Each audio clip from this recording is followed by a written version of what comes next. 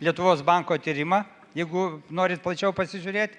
Bet pirmiausia, tai yra tai, kad medžiojami klientai ir už kiekvieno taip kliento pristatymą į draudimo kompaniją mokami dideli pinigai.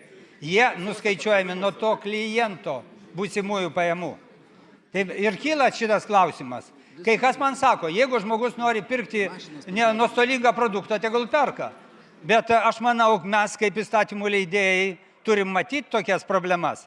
Ir kad tai nebūtų antra pensijų pakopa, kurie įvilioja žmonės, po to jie nedalyvauja, po to nepatenkinti. O ko jie nebūna nepatenkinti? Valdžia, nes matė, kad yra blogai, bet nieko nedarė. Tai ir siūloma. Ir tai ne iš biudžeto komiteto išeina, o būtent iš Lietuvos banko, kuris yra priežiūrinis organas investicinių kompanijų. Ir aš, atsiprašau, aš dar pratęsiu.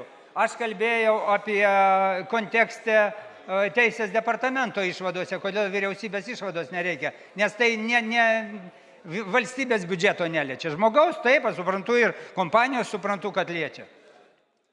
Klausia Karolis Neimantas, prašom. Ačiū pirmininkaujančiam. Tai gerbiamas Algirdai, man ne iš tyrimo, o jūsų asmeninė nuomonė įdomi ir turiu tokių keletą klausimų, gal galėtumėte atsakyti juos. Netitinka klientų poreikių. Kaip čia bankas taip įvertino jūsų nuomonę? Nežino, ką pasirašo. Tai kai pensijų pakopas ir pensijų produktus pasirašinėjau, tuomet klientai žino šitą, ką pasirašo. Ar bankai siūlo šitos produktus taipogi klientams, tiems patiems? Ir ar gyvybės draudimo vadybininkai kažkaip tai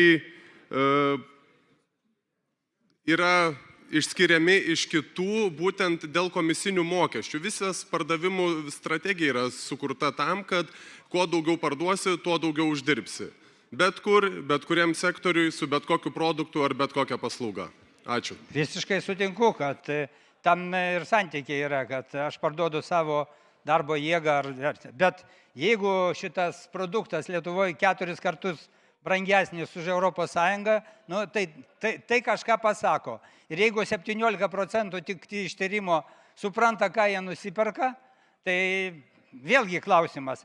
Ir naujausia naujiena verslo žiniuose čia prieš porą dienų Lietuvos bankas nubaudė 250 000 Compensa Life. Būtent už šitos dalykus, kad jie pardavė produktus klientam, nepaaiškinę, ką jie čia padarė.